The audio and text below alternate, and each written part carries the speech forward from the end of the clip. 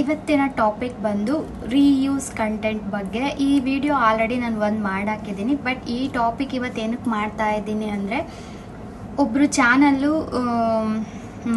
Name ಹೇಳೋಕ್ಕಾಗಲ್ಲ, ಬೇಡ, ಅವ್ರದ್ದು ಚಾನಲ್ ಮಾನಿಟೈಸ್ ಆಗಿದೆ.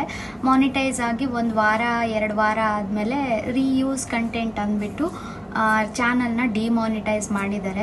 ಪಾಪ ತುಂಬ ಕಷ್ಟಪಡ್ತಾಯಿದ್ರು ವಾಚ್ ಟೈಮ್ನ ಕಂಪ್ಲೀಟ್ ಮಾಡ್ಕೊಳ್ಳೋದಕ್ಕೆ. ಅವರು ತುಂಬ ಲೈವ್ ಎಲ್ಲ ಮಾಡ್ತಾಯಿದ್ರು, ಯಾವಾಗ ಅಂದರೆ ಆವಾಗ ತುಂಬ ಕಷ್ಟಪಟ್ಟು ಚಾನಲ್ನ ಗ್ರೋತ್ ಮಾಡ್ಕೊಂಡಿದ್ರು. ಇಂಥ ಟೈಮಲ್ಲಿ ಇವಾಗ ಮಾನಿಟೈಸು ಮಾಡ್ಕೊಂಡಿದ್ರು. ಪಾಪ ತುಂಬ ಖುಷಿಯಾಗಿ ಕೂಡ ಇದ್ದರು ಅವರು. ಮಾನಿಟೈಸ್ ಮಾಡಿಕೊಂಡು ಹಾಗೆ 1-2 ವಾರ ಆದಮೇಲೆ ಡಿಮಾನಿಟೈಸ್ ಮಾಡಿದ್ದಾರೆ. ಹಾಗಂತ ಅವ್ರಿಗೆ ಮೇಲ್ ಬಂದಿದೆ ಡಿಮಾನಿಟೈಸ್ ಅಂದ್ಬಿಟ್ಟು. ರೀಸನ್ನು ಅದೇ.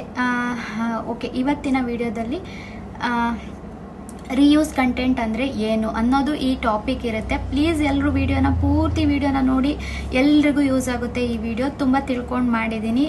ರೀಯೂಸ್ ಕಂಟೆಂಟ್ ಏನಕ್ಕೆ ಬರುತ್ತೆ, ರೀಯೂಸ್ ಕಂಟೆಂಟ್ ಬರಬಾರ್ದು ಅಂದರೆ ನಾವು ಯಾವ ರೀತಿ ವರ್ಕ್ ಮಾಡಬೇಕಾಗುತ್ತೆ ಅನ್ನೋದು ಈ ಟಾಪಿಕಲ್ಲಿರುತ್ತೆ. ಅದಕ್ಕೂ ಮುಂಚೆ ಯಾರ್ಯಾರೆಲ್ಲ ಇನ್ನೂ ನನ್ನ ಚಾನಲ್ಗೆ ಸಬ್ಸ್ಕ್ರೈಬ್ ಮಾಡ್ದಿರಾ ವಿಡಿಯೋಸ್ ನೋಡ್ತಾ ಇದ್ದೀರಾ, ದಯವಿಟ್ಟು ಸಬ್ಸ್ಕ್ರೈಬ್ನ ಮಾಡಿಕೊಂಡು, ವಿಡಿಯೋಸು ಇಷ್ಟ ಆಗಿದ್ರೆ ದಯವಿಟ್ಟು ಕಮೆಂಟ್ ಮಾಡಿ,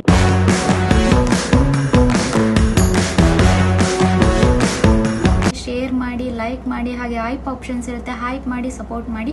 101% ಈ ವಿಡಿಯೋ ಎಲ್ರಿಗೂ ಯೂಸ್ ಆಗುತ್ತೆ. ನೋಡಿದ್ರೆ ಓಕೆ, ನೋಡಿಲ್ಲ ಅಂದರೆ ಓಕೆ. ನಿಮ್ಮ ಇಷ್ಟ, ಯಾರಿಗೂ ಬಲವಂತ ಮಾಡೋಕ್ಕಾಗಲ್ಲ.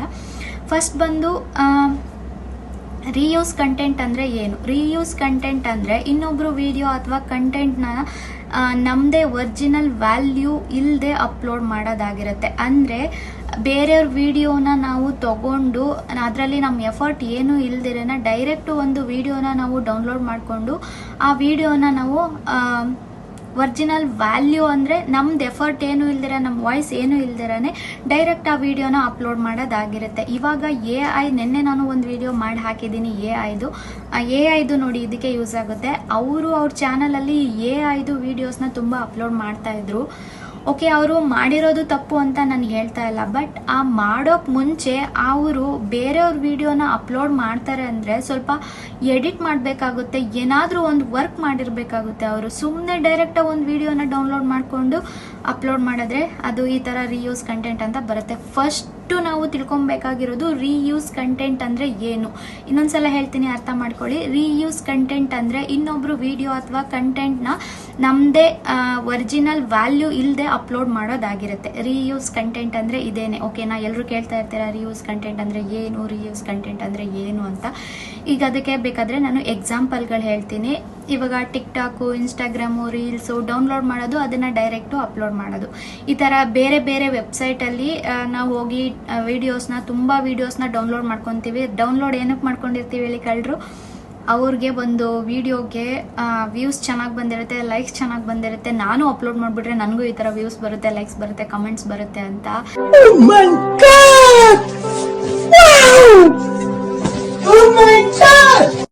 ಅಲ್ಲಿ ನಮ್ಮ ತಲೆನ ಸ್ವಲ್ಪ ಯೋಚನೆ ಮಾಡಕ್ ಬಿಡಲ್ಲ.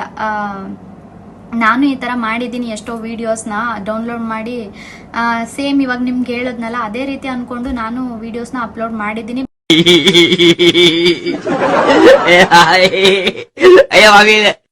ಬಟ್ ಅದು ಹಂಗೆ ಬರಲ್ಲ ರೀ. ಯಾರಿಗೋ ಒಬ್ರಿಗೆ ವ್ಯೂಸ್ ಬಂತು ಅಂದರೆ ಆ ಥರ ನಮಗೂ ವ್ಯೂಸ್ ಬರಲ್ಲ. ಯೂಟ್ಯೂಬು ಅನ್ನೋದು ಎಲ್ರಿಗೂ ಲಕ್ ಇದ್ದಾಗೆ, ಒಬ್ರಿಗೆ ಕೈ ಹಿಡಿಯುತ್ತೆ, ಒಬ್ರಿಗೆ ಕೈ ಹಿಡಿಯಲ್ಲ. ಒಬ್ರಿಗೆ ಕೈ ಹಿಡಿದ್ರೂ ತುಂಬ ನಿಧಾನಕ್ಕೆ ಹಿಡಿಯುತ್ತೆ.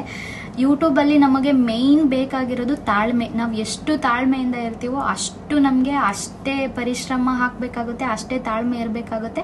ಆ ತಾಳ್ಮೆನೇ ನಮ್ಮನ್ನು ನಾಳೆ ಕಾಯುತ್ತೆ. ಪರವಾಗಿಲ್ಲ, ಇವತ್ತು ವೀಡಿಯೋಸ್ ಮಾಡಿ ಹಾಕಿ 100 ಬರುತ್ತಾ, 150 ಬರುತ್ತಾ, ಸಾಕು. ಮುಂದೆ ಒಬ್ಬರು ಸರ್ಚ್ ಮಾಡಿದಾಗ ಆವಾಗ ನಮ್ಮ ವೀಡಿಯೋಸ್ ಏನಾದರೂ ಸಜೆಸ್ಟ್ ಆದರೆ ಆವಾಗ ವ್ಯೂಸ್ ಬರುತ್ತೆ, ಸಾಕು. ಯೂಟ್ಯೂಬು ಏನು ಗೊತ್ತಾ, ನಮಗೆ ಲಾಂಗ್ ಟೈಮ್ ಇನ್ಕಮ್ ಇದ್ದಾಗೆ. ಯಾವಾಗ ಯಾರಾದರೂ ವೀಡಿಯೋಸ್ ನೋಡಿ ಸಪೋರ್ಟ್ ಮಾಡಿದ್ರೆ ನಮಗೆ ಅದರಿಂದನೂ ಆಗುತ್ತೆ. ಇನ್ನು ಫಸ್ಟ್ ಬಂದು ಈ ಥರ ವೀಡಿಯೋಸ್ನ ಡೌನ್ಲೋಡ್ ಮಾಡಿ ಹಾಕೋದಾಗಿರುತ್ತೆ. ಸೆಕೆಂಡ್ ಬಂದು ಮೂವಿ ಸ್ಕ್ರೀನ್ಸ್ ಅಪ್ಲೋಡ್ ಮಾಡೋದು. ಅಂದರೆ ಈಗ ಯಾವುದಾದ್ರೂ ಒಂದು ಮೂವಿನ ಸ್ಕ್ರೀನ್ ರೆಕಾರ್ಡ್ ಮಾಡ್ಕೊಂಡ್ಬಿಡೋದು ನಮ್ಮ ಮೊಬೈಲಲ್ಲಿ. ಇವಾಗ ಡೌನ್ಲೋಡ್ ಮಾಡಿದ್ರೆ ಡೌನ್ಲೋಡ್ ಮಾಡಿದ್ದೀವಿ ಅಂದ್ಬಿಟ್ಟು ಬರುತ್ತೆ ಅಲ್ವಾ. ಆವಾಗ ನಾವು ಸ್ಕ್ರೀನಲ್ಲಿ ಕೆಲವ್ರ ಮೊಬೈಲ್ಗೆ ಸ್ಕ್ರೀನ್ ರೆಕಾರ್ಡ್, ಕೆಲವ್ರ ಮೊಬೈಲ್ಗೆ ಏನು ಎಲ್ಲರಿಗೂ ಇವಾಗಿರುತ್ತೆ ಸ್ಕ್ರೀನ್ ರೆಕಾರ್ಡು. ಆ ಥರ ಸ್ಕ್ರೀನ್ ರೆಕಾರ್ಡ್ ಮಾಡಿಬಿಟ್ಟು ಅದನ್ನು ಡೈರೆಕ್ಟಾಗಿ ಅಪ್ಲೋಡ್ ಮಾಡಿಬಿಡ್ತೀವಿ. ಆವಾಗ ಅದೂ ಕೂಡ ರೀಯೂಸ್ ಕಂಟೆಂಟ್ ಅಂತ ಬರುತ್ತೆ. ಮತ್ತು ಇನ್ನೊಬ್ಬ ಯೂಟ್ಯೂಬರ್ ವೀಡಿಯೋನ ಅಪ್ಲೋಡ್ ಮಾಡೋದಾಗಿರುತ್ತೆ. ಅಂದರೆ ಇವಾಗ ಯಾರ್ದೋ ಯೂಟ್ಯೂಬರ್ದು ವೀಡಿಯೋನ ಗೊತ್ತಿಲ್ಲದಂಗೆ ಡೌನ್ಲೋಡ್ ಮಾಡ್ಕೊಳ್ಳೋದು, ಅದನ್ನು ಸ್ವಲ್ಪ ಕ್ರಾಫ್ಟ್ ಏನಾದರೂ ಮಾಡಿಬಿಟ್ಟು ಅದನ್ನು ಡೈರೆಕ್ಟಾಗಿ ಅಪ್ಲೋಡ್ ಮಾಡ್ತೀವಿ. ಇದು ಸಹ ರೀಯೂಸ್ ಕಂಟೆಂಟ್ಗೆ ಎಕ್ಸಾಂಪಲ್ ಆಗಿರುತ್ತೆ. ಮತ್ತು ವಾಯ್ಸ್ ಇಲ್ದಲೇ ಇರೋ ಅಂಥ, ನಮ್ಮ ವಾಯ್ಸ್ ಇಲ್ದಲೇ ಇರೋ ಅಂಥ ಯಾರ್ದೋ ಒಂದು ವೀಡಿಯೋನ ತೊಗೊಂಡು ಅಪ್ಲೋಡ್ ಮಾಡಿ ಅದರಲ್ಲಿ ನಮ್ಮ ಏನು ವಾಯ್ಸ್ ಇಲ್ದಲೇ ಇರೋವಂಥ ವೀಡಿಯೋಸ್ನ ಅಪ್ಲೋಡ್ ಮಾಡೋದು, ಇದು ಸಹ ರೀಯೂಸ್ ಕಂಟೆಂಟ್ ಆಗುತ್ತೆ.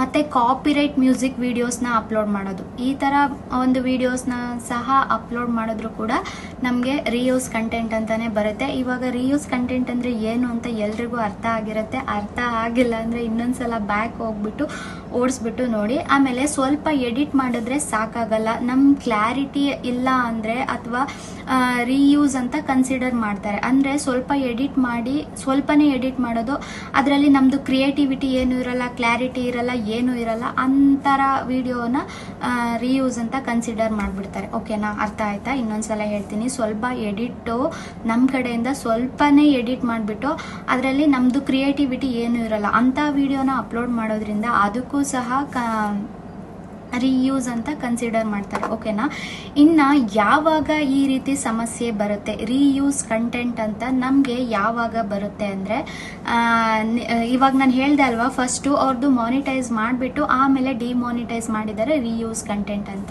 ಮಾನಿಟೈಸ್ ಅಪ್ಲೈ ಮಾಡ್ತೀವಿ ಅಲ್ವಾ, ಆವಾಗ ಬರುತ್ತೆ ರೀಯೂಸ್ ಕಂಟೆಂಟ್ ಅಂತ. ಇವ್ರದ್ದೆಲ್ಲ ಇನ್ನೊಬ್ರದ್ದು ಅಷ್ಟೇ, ಅವರು ಒಬ್ಬರು ಸಿಸ್ಟರು ನನಗೆ ಪಾಪ ಆಫ್ ಮಾನಿಟೈಸ್ಗೆ ಅಪ್ಲೈ ಮಾಡಿದ್ರು, ಆವಾಗಲೂ ಸೇಮ್ ರೀಯೂಸ್ ಕಂಟೆಂಟ್ ಅಂತ ಬಂದಿದೆ ಅಂದ್ಬಿಟ್ಟು ನಂಗೆ ಕಾಂಟ್ಯಾಕ್ಟ್ ಮಾಡಿದ್ರು. ಆಮೇಲೆ ಅವ್ರಿಗೆ ನಾನು ಈ ಥರ ಹೇಳಿದ್ದೆ, ಈ ಥರ ವೀಡಿಯೋಸ್ ಏನಾದರೂ ಇರುತ್ತೆ, ಅದು ಏನು ಗೊತ್ತಾ, ನಮ್ಮದು ಮೇಯ್ನ್ ಕಾಪಿರೈಟ್ ಸ್ಟ್ರೈಕು, ಶಾರ್ಟ್ಸ್, ನಾನ್ ಪಾಲಿಸಿ, ಕಮ್ಯುನಿಟಿ ಗೈಡ್ಲೈನು ಇದೆಲ್ಲ ನಮಗೆ ಶೋ ಆಗುತ್ತೆ.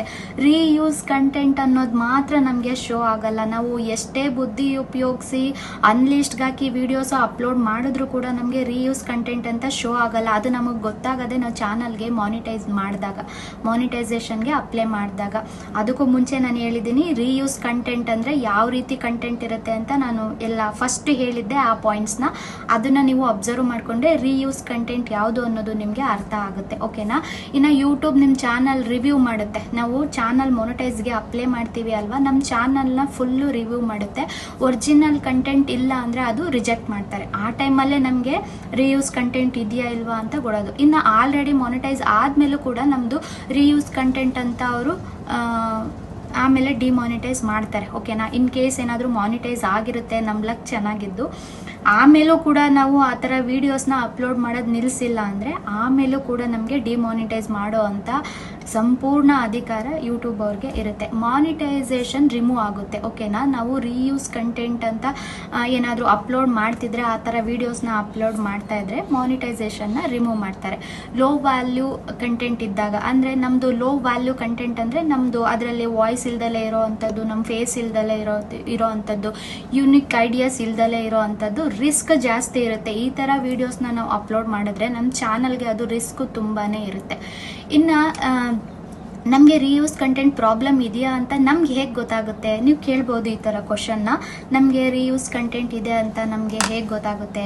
ಆವಾಗ ನಾವು ನಮ್ಮನ್ನು ನಾವೇ ಕೇಳ್ಕೊಬೇಕಾಗುತ್ತೆ. ಯಾಕಂದರೆ ನಮ್ಮ ವೀಡಿಯೋಸ್ ನಾವು ಏನೇನು ಅಪ್ಲೋಡ್ ಮಾಡಿರ್ತೀವಿ ಅಂತ ನಮಗೆ ಸಂಪೂರ್ಣವಾಗಿ ಎಲ್ಲದೂ ಗೊತ್ತಿರುತ್ತೆ ಅಲ್ವಾ.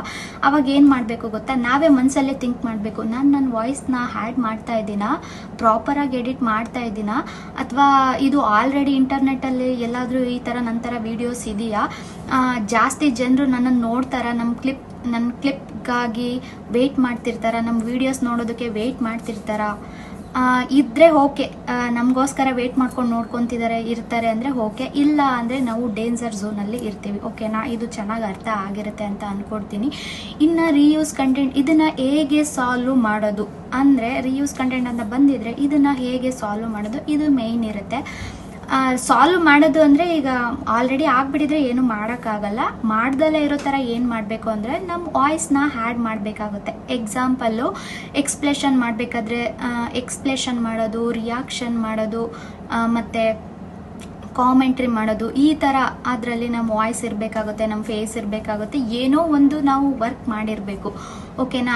ಅಥವಾ ಫೇಸ್ ಶೋ ಮಾಡೋದು, ಇನ್ ಕೇಸ್ ನಮಗೆ ಫೇಸ್ ಶೋ ಮಾಡೋಕ್ಕಾಗಿಲ್ಲ ಅಂದರೆ ವಾಯ್ಸ್ ಆದರೂ ಕೊಟ್ಟಿರಬೇಕು. ಐ ನೋ ಫೇಸ್ ಶೋ ಮಾಡಿದ್ರೆ ಅದು ಪವರ್ಫುಲ್ ಕಂಟೆಂಟ್ ಆಗಿರುತ್ತೆ. ಸೊ ಅದರಿಂದ ನಮಗೆ ಚಾನಲ್ ಗ್ರೋತ್ ಆಗೋದಕ್ಕೆ ಬೇಗನೆ ಚಾನ್ಸಸ್ ಸಿಗುತ್ತೆ, ಅಂದರೆ ಬೇಗ ಗ್ರೋತ್ ಆಗುತ್ತೆ ನಮ್ಮ ಚಾನಲ್ಲು. ಇನ್ನು ಕಂಟೆಂಟ್ನ ಟ್ರಾನ್ಸ್ಫಾರ್ಮ್ ಮಾಡಬೇಕಾಗುತ್ತೆ, ಅಂದರೆ ಸಬ್ ಟೈಟಲ್ ಆ್ಯಡ್ ಮಾಡಬೇಕಾಗುತ್ತೆ, ಝೂಮು ಕಟ್ಟು ಮೇಮ್ಸು ಯೂಸ್ ಮಾಡಿ, ಮತ್ತು ಸ್ಟೋರಿ ಮತ್ತು ಫಾರ್ಮೆಟ್ನ ನಾವು ಮಾಡಿ ಈ ಥರ ವೀಡಿಯೋಸ್ನ ಅಪ್ಲೋಡ್ ಮಾಡೋದ್ರಿಂದ ನಮಗೆ ರಿಯೂಸ್ ಕಂಟೆಂಟಿಂದ ಸ್ವಲ್ಪ ನಾವು ದೂರ ಇರ್ಬೋದು. ಇನ್ನು ನಾವು ವ್ಯಾಲ್ಯೂ ಕೊಡಬೇಕು. ನಾವು ಏನೇ ಒಂದು ಮಾಡ್ತೀವಿ ಅಂದರೆ ಅದಕ್ಕೆ ನಾವು ತುಂಬ ವ್ಯಾಲ್ಯೂ ಕೊಡಬೇಕಾಗುತ್ತೆ, ಅಂದರೆ ಎಜುಕೇಟ್ ಮಾಡಬೇಕಾಗುತ್ತೆ, ಎಂಟರ್ಟೈನ್ ಮಾಡಬೇಕಾಗುತ್ತೆ, ನ್ಯೂ ಐಡಿಯಾಸ್ ಇರಬೇಕಾಗುತ್ತೆ. ನಾವು ಮಾಡೋ ಅಂಥ ವಿಡಿಯೋದಲ್ಲಿ ಈ ಥರ ಎಲ್ಲ ಇರಬೇಕಾಗುತ್ತೆ. ಮತ್ತು ವಿಡಿಯೋನ ನಾವು ಡೈರೆಕ್ಟಾಗಿ ಅಪ್ಲೋಡ್ ಮಾಡಬಾರ್ದು, ಓಕೆನಾ. ಇದು ಮೇಯ್ನ್ ಪಾಯಿಂಟು. ನಾವು ಏನೇ ಒಂದು ವಿಡಿಯೋನ ಮಾಡಿದ್ರೂ ಅದನ್ನು ನಾವು ಡೈರೆಕ್ಟಾಗಿ ಅಪ್ಲೋಡ್ ಮಾಡಬಾರ್ದು. ಇನ್ನು ಇಂಪಾರ್ಟೆಂಟ್ ಟಿಪ್ಸ್ ಅಂದರೆ ಎಡಿಟಿಂಗ್ ಮಾತ್ರ ಸಾಕಾಗಲ್ಲ ನಾವು ಮಾಡೋದ್ರಲ್ಲಿ, ಟ್ರಾನ್ಸ್ಫಾರ್ಮೇಷನ್ ಮುಖ್ಯ ಆಗಿರುತ್ತೆ, ಓಕೆನಾ. ಬರೀ ಎಡಿಟ್ ಮಾಡ್ತೀವಿ ಅಂದರೆ ಅದು ಸಾಕಾಗಲ್ಲ. ನಾವು ಮಾಡೋವಂಥ ವಿಡಿಯೋದಲ್ಲಿ ಟ್ರಾನ್ಸ್ಫಾರ್ಮೇಷನ್ನು ತುಂಬಾ ಮುಖ್ಯ ಆಗಿರುತ್ತೆ. ಈಗ ಏನು ಮುಖ್ಯ ಆಗಿರುತ್ತೆ ಅಂದರೆ ನಮ್ಮದು ಕ್ರಿಯೇಟಿವಿಟಿ ಆಗಿರ್ಬೋದು, ಪರ್ಸನಾಲಿಟಿ ಆಗಿರ್ಬೋದು, ಅಥವಾ ನಮ್ಮದು ಯೂನಿಕ್ ಐಡಿಯಾಸು, ಈ ಥರ ಅದರಲ್ಲಿ ಮುಖ್ಯ ಆಗಿರುತ್ತೆ. ಇನ್ನು ವಿಡಿಯೋಗೆ ನಾವು ಸ್ಕ್ರಿಪ್ಟ್ ಎಲ್ಲ ಚೆನ್ನಾಗಿ ಯೂಸ್ ಮಾಡ್ಕೊಬೇಕಾಗುತ್ತೆ. ಓಕೆ, ಈ ವಿಡಿಯೋ ಮಾಡಿರೋ ಉದ್ದೇಶ ಅಷ್ಟೇ. ರೀಯೂಸ್ ಕಂಟೆಂಟ್ ಅಂದರೆ ಏನು, ರೀಯೂಸ್ ಕಂಟೆಂಟ್ ಬರ್ದಲೇ ಇರೋ ಥರ ವಿಡಿಯೋನ ನಾವು ಯಾವ ರೀತಿ ಮಾಡಬೇಕಾಗುತ್ತೆ ಅನ್ನೋದು ಈ ವಿಡಿಯೋದ ಮುಖ್ಯ ಉದ್ದೇಶ ಆಗಿರುತ್ತೆ. ಎಲ್ರಿಗೂ ಈ ವಿಡಿಯೋ ಇಷ್ಟ ಆಗಿರುತ್ತೆ ಅಂತ ಅಂದ್ಕೊತೀನಿ. ರೀಯೂಸ್ ಕಂಟೆಂಟ್ ಅಂದರೆ ಇನ್ನೊಂದ್ಸಲ ಹೇಳ್ತೀನಿ, ಕೇಳಿಸ್ಕೊಬಿಡಿ. ರೀಯೂಸ್ ಕಂಟೆಂಟ್ ಅಂದರೆ ಇನ್ನೊಬ್ಬರು ವಿಡಿಯೋ ಅಥವಾ ಕಂಟೆಂಟ್ನ ನಾವು ಓನಾಗಿ ಯಾರ್ದೋ ಚಾನಲಿಂದ ಕದ್ದು ಡೌನ್ಲೋಡ್ ಮಾಡ್ಕೊಳ್ಳೋದಾಗಿರುತ್ತೆ, ಅಥವಾ ಡೌನ್ಲೋಡ್ ಮಾಡ್ಕೊಂಡಿರೋ ವಿಡಿಯೋಗೆ ನಮ್ಮದು ವಾಯ್ಸ್ ಇಲ್ದಲೇ ಡೈರೆಕ್ಟು ಅಪ್ಲೋಡ್ ಮಾಡೋದಾಗಿರುತ್ತೆ. ಈ ಥರ ಒಂದು ವೀಡಿಯೋಸ್ಗೆ ರೀಯೂಸ್ ಕಂಟೆಂಟ್ ಅಂತ ಹೇಳ್ತಾರೆ. ಓಕೆ, ಈ ವಿಡಿಯೋ 100% ಎಲ್ರಿಗೂ ಯೂಸ್ ಆಗಿರುತ್ತೆ ಅಂತ ಅನ್ಕೊತ ಈ ವಿಡಿಯೋನ ಇಲ್ಲಿಗೆ ನಾನು ಎಂಡ್ ಮಾಡ್ತಾ ಇದ್ದೀನಿ. ಇನ್ನು ನೆಕ್ಸ್ಟ್ ವಿಡಿಯೋದಲ್ಲಿ ಸಿಗ್ತೀನಿ. ಅಲ್ಲಿವರೆಗೂ ನನ್ನ ಎಲ್ಲರೂ ನೆನೆಸ್ಕೊತಾ ಇರಿ ಅಂತ ಹೇಳ್ತಾ ಈ ವಿಡಿಯೋನ ಎಂಡ್ ಮಾಡ್ತಾ ಇದ್ದೀನಿ. Okay, love you all, bye. Next ವಿಡಿಯೋಗೆ ನನ್ನ ವೆಯ್ಟ್ ಮಾಡ್ಕೊತಾ ಇರಿ, ನೆನೆಸ್ಕೊತಾ ಇರಿ ಅಂತ ಹೇಳ್ತಾ ಎಲ್ಲರೂ ಲೈಕ್ ಮಾಡೋದು, ಕಮೆಂಟ್ ಮಾಡೋದು, ಶೇರ್ ಮಾಡೋದು, ಹೈಪ್ ಮಾಡೋದನ್ನು ಮರಿಬೇಡಿ. ಬಾಯ್, ಲವ್ ಯು ಆಲ್.